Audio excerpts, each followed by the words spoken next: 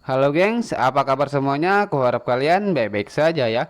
Di video kali ini saya akan merangkum alur cerita film Penjara. Film ini berkisahkan tentang seseorang napi yang berusaha kabur dari penjara, bertujuan untuk balas dendam kepada bosnya sendiri.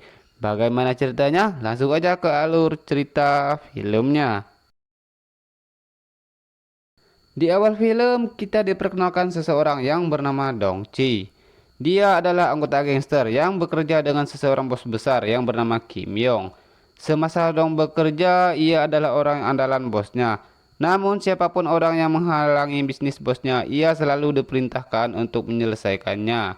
Hingga di satu hari ia diperintahkan untuk menghabisi seseorang profesor yang bernama Choi. Namun Profesor Choi tidaklah takut dengan ancamannya. Tanpa berlama-lama, Dongchi pun langsung menghabisi profesor tersebut.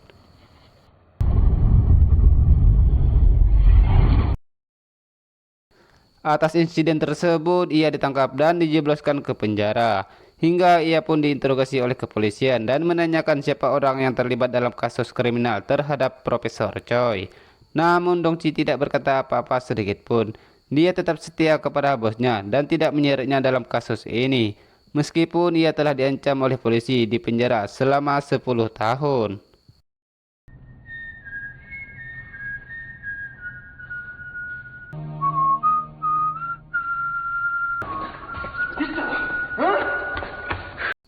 Setelah Dongchi selesai diinterogasi, ia pun dibawa ke ruangan selnya.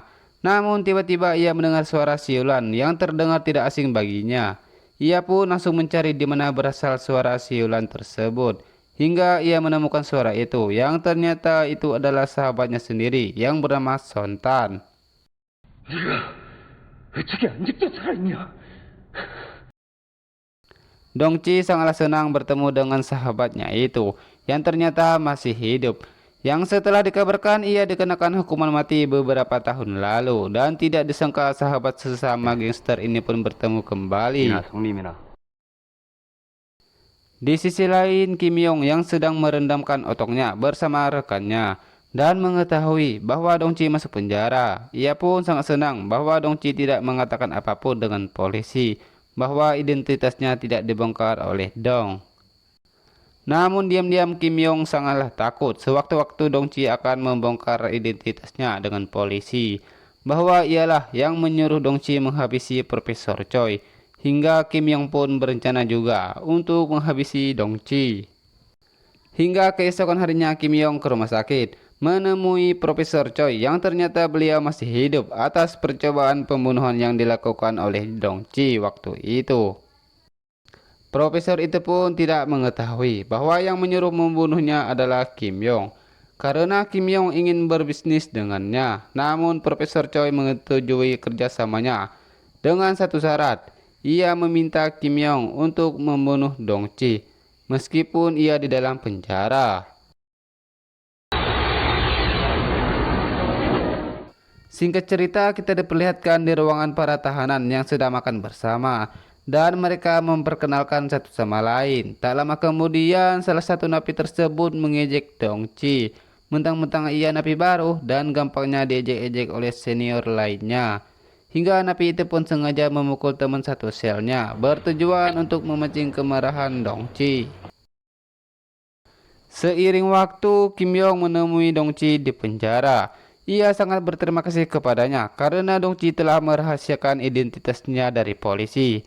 Ia pun berpura-pura akan berjanji untuk membebaskan Dongchi dari penjara dalam waktu dekat ini. Dongchi sangatlah senang bahwa ia akan dibebaskan, namun ternyata bosnya itu diam-diam berniat untuk menghabisi Dongchi. Di sisi lain, seorang pria yang bernama Jun Yong. Dia adalah sahabatnya Dongchi dan mendatangi sebuah rumah yang dihuni sepasang orang tua. Yang ternyata itu adalah orang tuanya Dongchi dan mengatakan kepada orang tuanya bahwa anaknya itu sekarang berada di dalam penjara. Namun orang tuanya tidak ambil pusing bahwa itu hal yang sudah biasa Dongchi lakukan. Seketika Jong Yung melihat foto mereka di masa kecilnya, yaitu Sontan dan juga Dongchi beserta ia sendiri. Hingga ia pun keingat masa-masa kecilnya dulu.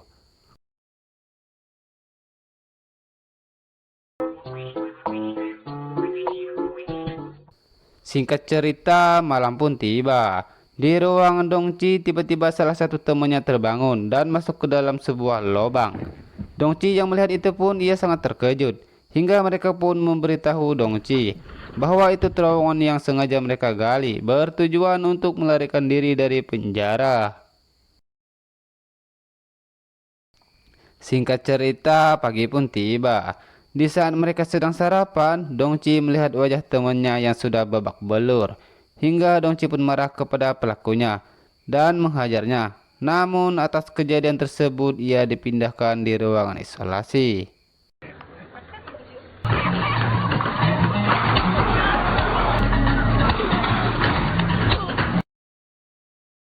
Di keesokan harinya, Junyong datang ke penjara untuk menjenguk sahabatnya, yaitu Dongci. Namun polisi pun melarangnya dikarenakan napi tersebut sedang berada di ruangan isolasi. Di sisi lain, Profesor Choi mengajak Kim Yong ke suatu pabrik miliknya, di mana pabrik tersebut ia membuat serum dari tumbuhan langka yang berasal dari Jepang. Serum tersebut bisa membunuh siapa saja jika mencium aromanya. Namun yang lebih parahnya, cuma Profesor Choi yang tahu obat penawarnya jika teracuni oleh serum tersebut. Profesor Choi siap menjual pabrik itu kepada Kim Yong jika ia menuruti keinginan Profesor Choi, yaitu untuk membunuh Dongci. Ketika di malam hari, hujan pun sangat deras. Beberapa orang mendatangi rumah orang tuanya Dongci dan menghajar orang tuanya. Bahkan saya pun tidak tahu apa sebabnya, karena dia tidak bilang sama saya. Singkat cerita, keesokan hari pun tiba. Di suatu penjara, anak buahnya Kim Yong menemui salah satu napi, bertujuan untuk menyuruh napi tersebut membunuh Dongci. Namun napi tersebut tidak bisa berbuat apa-apa karena ia telah diancam untuk disunat sampai habis. Di sisi lain, Kim Yong kedatang tamu yang tidak diundang. Ia bernama Tae-sik beserta anak buahnya. Hingga ia pun berkata kepada Kim Yong untuk balas dendam kepada Dongci. Yang ternyata Tae-sik lah yang menyerang orang tuanya Dongci pada malam itu. Dan terungkaplah bahwa Tae-sik dulu pernah ditikam di kakinya sebanyak 7 kali oleh Dongci. Mengetahui hal itu, sahabatnya Dongci langsung mendatangi rumah orang tuanya Dongci. Untungnya beliau masih bisa diselamatkan dan dibawa ke rumah sakit oleh Junyong. Kembali lagi di penjara, Dongci kedatangan tamu perempuan, yaitu Lee. Dia adalah pacarnya Junyong dan menyampaikan kabar tentang orang tuanya yang saat ini berada di rumah sakit karena diserang sekelompok gangster. Mendengar kabar itu pun ia sangat stres dan gelisah. Ketika ia di dalam kamar mandi, tiba-tiba seseorang mengikuti. Dan apa yang terjadi?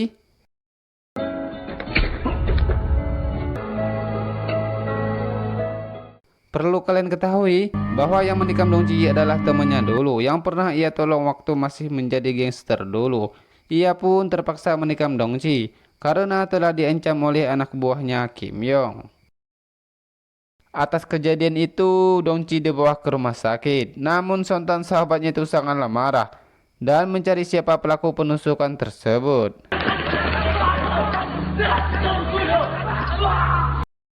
Sementara itu, Junyong sahabatnya Dongci mengetahui bahwa Kim Yong menyuruh seseorang untuk menghabisinya.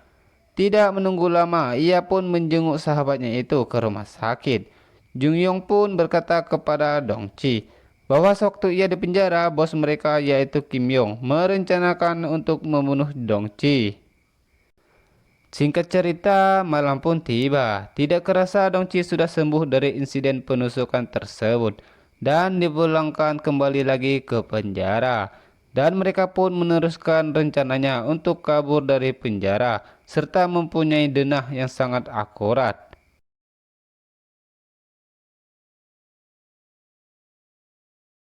Mereka pun mulai bergerak, menelusuri lorong udara dan menuju lorong pembuangan. Namun ketika mereka di lorong dan melihat jalur persimpangan, disitulah membuat keraguan antara mereka semua dan kembali lagi ke ruangan selnya. Hingga mereka pun mengubah rencananya, yang ternyata mereka pun sangat nekat untuk menghancurkan dinding beton penjara supaya bisa kabur. Dengan cara semua napi harus kompak supaya dinding tersebut bisa roboh. Apa mungkin ya? Di keesokan harinya mereka pun mulai melakukan percobaan pertama untuk menghancurkan dinding beton tersebut.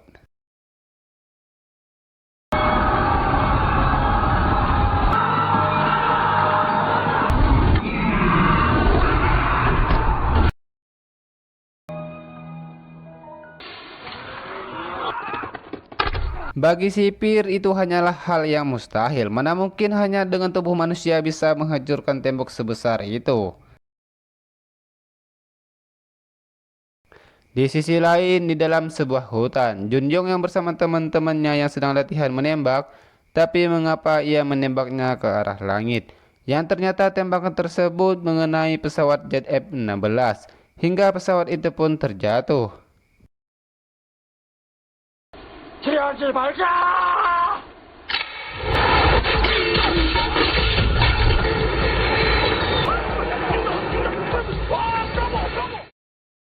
Puing-puing pesawat tersebut jatuhnya tepat di kawasan penjara, hingga membuat pagar beton penjara roboh dikarenakan getaran puing tersebut, dan berkesempatan semua napi melarikan diri.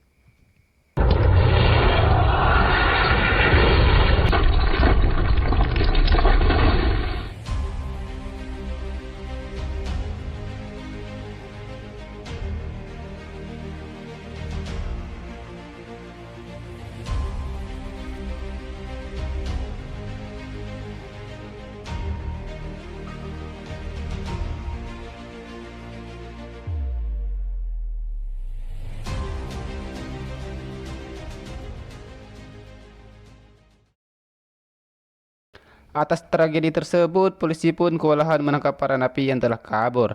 Namun sebagiannya telah berhasil ditangkap kembali, hingga diberitakan Dongchi dan teman-temannya berhasil kabur dari penjara. 전투기가 추락하고 교도소 무너져 내렸습니다. 이상으로 교도소 내 Hingga mereka pun bersembunyi di suatu tempat studio foto, yang ternyata pemilik tempat itu seorang wanita yang telah mereka ikat tangannya. Di tempat yang sama, Dongchi menelepon seseorang, yaitu mantan pacarnya, supaya untuk membawa HP beserta uang. Di keesokan harinya, mereka pun berencana untuk membantu Dongchi balas dendam kepada Kim Yong. Hingga di malam hari mereka pun mendatangi pabrik miliknya dan membantai semua anak buahnya. 당한다.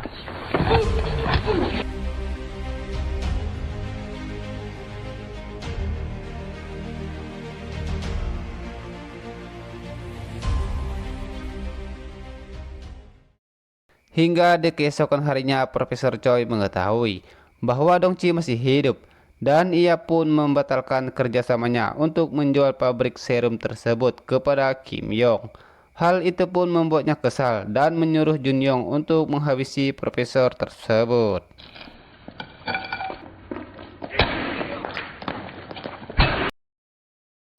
Di sisi lain, Dongchi dan temannya Sontan mengikuti sebuah mobil di jalan raya, yang ternyata itu Taisik yang telah menyerang orang tuanya waktu tempo hari.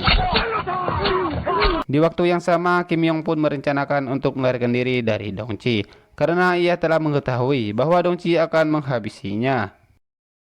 곧장 출발하실 수 있게 했구먼요. Singkat cerita, Dongchi pun menemui tangan kanannya Kim Yong. Namun ia pun dihadang salah satu temannya, yaitu Jun Yong. Namun Dongchi pun akan tetap menghabisi Kim Yong meskipun berhadapan dengan sahabatnya sendiri. 아따 맞네. 야, 죽여버려!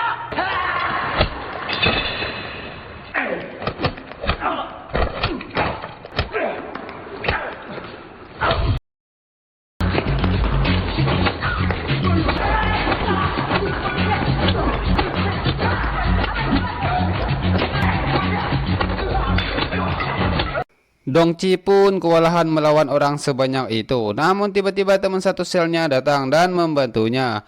Yang ternyata diam-diam Kim Yong berusaha kabur dan diikuti oleh Dongchi. yang ternyata ia pun dihalangi oleh sahabatnya sendiri, yaitu Junyong.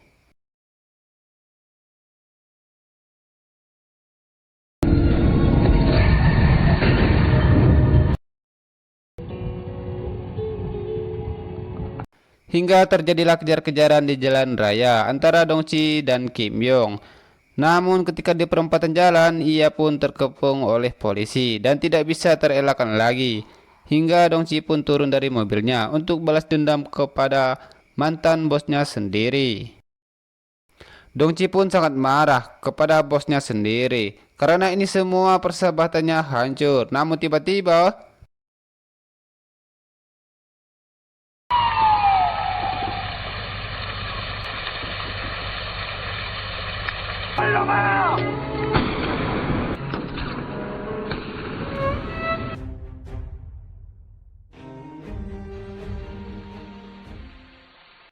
ternyata Junyong pun tewas ditembak oleh polisi, hingga tinggal kenangan antara tiga sahabat itu, Sontan, Junyong, dan Dongchi. Hingga film pun selesai, Junyong pun tetap tidak bangun juga. Ya ternyata memang udah mati rupanya. Oke guys, cukup sampai di sini saja saya ngocehnya. Jika ada kesalahan atau salah ucap dalam namanya, ya maklumlah nama orang Korea itu susah bagi saya lidah kampungannya untuk mengucapkan nama orang Korea. Jadi harap maklum lah ya. Saya mohon maaf. Sekian dari saya dan terima kasih.